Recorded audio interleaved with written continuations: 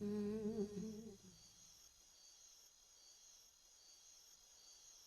an orange moon.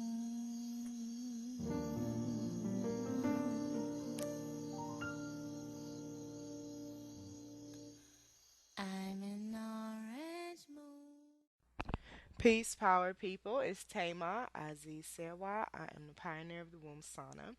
And I just wanted to give you a quick insight into the correlations between full moon, new moon, supermoons. My email inbox and my phone blows up whenever there's a major astrological event because women experience changes in their ovulation, in their cycle. A lot of women tend to be late. A lot of women, and this has been happening now for over a year when I've been seeing these trends with my clients. But a lot of women get those pregnancy symptoms and then they take a test and they find out that they're not pregnant. And so I just wanted to give you the womb sauna's perspective of what this can be indicating for your womb's pattern, your womb's rhythm, and how you can handle some of these changes that you're experiencing. So, first and foremost, it's pretty common knowledge that um, the changes, the lunar cycles that the moon goes through, affects women's health in different ways. A lot of research has been published, and all you have to do is Google this, and you'll find tons and tons of articles about menstruation and lunar cycles, right? And so I don't want to be redundant here, and I do want to provoke you to study for yourself to see what resonates with your spirit. But I am here to offer you something else to consider. Instead of being so focused on what is happening outside of you, let's point that attention to what's happening inside of you. Because, yes, we are influenced not just by the moon, the sun, the plants. I mean, everything is affecting our cycles in this life. And so I know we get very excited about what's happening with the moon and how that could be impacting my womb. But usually, here's what's happening when women begin to find disruptors in their cycle's rhythm.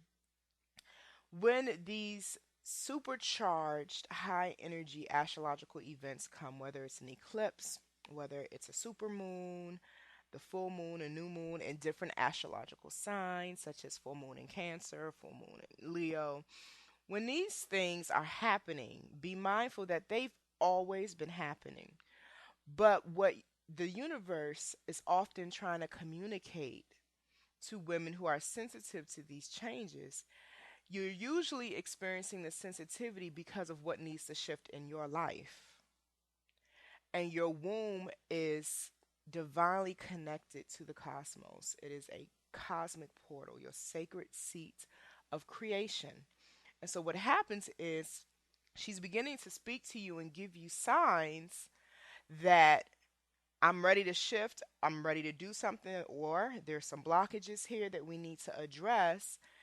And your womb is using the energy of what's happening in the cosmos to bring a message to you.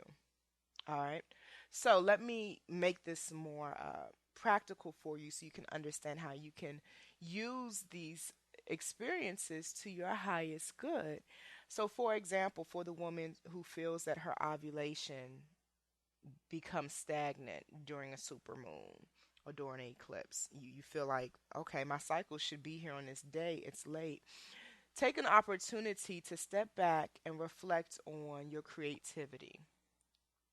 Are you stagnant during this time? Are you feeling blockages? Are you not motivated? Are you trying to release something, but maybe all of the things, all of the components needed for it to be great success are not in divine order? Take a look at those deep seated dreams that you hold in your spirit and be mindful that when it comes to ovulation, those are your creative centers.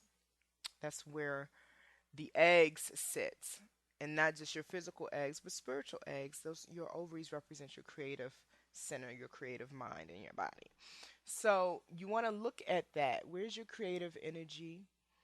Where is your nutrition? What are you creating in your body? Are you bringing in life giving foods? Are you bringing in death foods? Because what happens is the behaviors you're expressing when these astrological events occur can get greatly magnified, and the impact of those behaviors can be greatly magnified, especially with supermoons. So if you're eating a lot of junk food, whereas during other times of the year it may not be as severe of a consequence, you go ahead and put that Twinkie in your mouth during a supermoon and watch how that magnifies the impact on your body.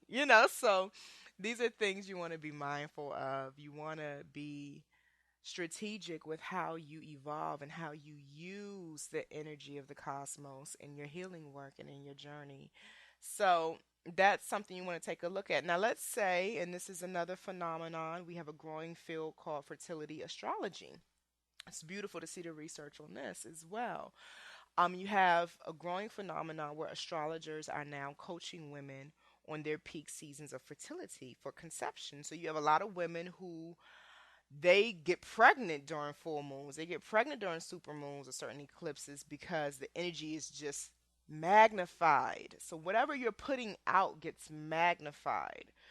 And so what the universe is asking you to do when you see an interruption in your womb's pattern during these times, what's being required and asked of you is your attention. It's a demand from spirit to say, hey, let's go within, let's look deeper. I know you're busy, I know you got this going on, you got that going on, but I'm going to interrupt the typical pattern for you so that you can go within and see what needs more balance or what needs your attention. Because sometimes it's not always a negative interruption, sometimes it can be a correction. The other component to this is a lot of spiritual activity occurs during these events: full moon, new moon, um, eclipses, because of these cosmic shifts that are happening, we're able to access portals spiritually that we may not be able to. So, when you're praying certain prayers, when you're doing your spiritual rituals during a full moon or a new moon or these different points that people are so excited about in this age, know that when you choose to do those rituals can affect the intensity of what it is you want to manifest. All right. Now, I could give you a whole breakdown of how to do rituals for full moon, how to do rituals for new moon, how to do rituals for super moon, but that's not my intention with this uh, conversation, to be very candid. I know it's popular, I know it's exciting, I know it's charging, and people are so in awe of how is this affecting me? How is this affecting me? I'm calling you to shift inward and start saying, how can I affect that which is outside of me? Okay, so this great thing is going on. We just had a major super moon, and I realized that something within me changed. Instead of placing your attention on the events that occurred, I am calling you to place your attention on the shift that happened within you and to discover what that means for you. All right, so there's a couple ways of doing that. I strongly recommend taking an opportunity to be still and quiet and meditate, to do a womb meditation. I have other clips on how to do womb meditations. And every third Sunday of each month, I also have a womb meditation class for those who need a social physical interaction to learn how to do that and incorporate it in your lifestyle. So with that being said, that's all I wanted to share, ladies. I hear your messages. I hear your desire for more information. I am charging you to get your information, but to get it from within. To get it from within because your womb is speaking to you. And when your womb speaks to you, that means that she wants your attention and she has some information to give you.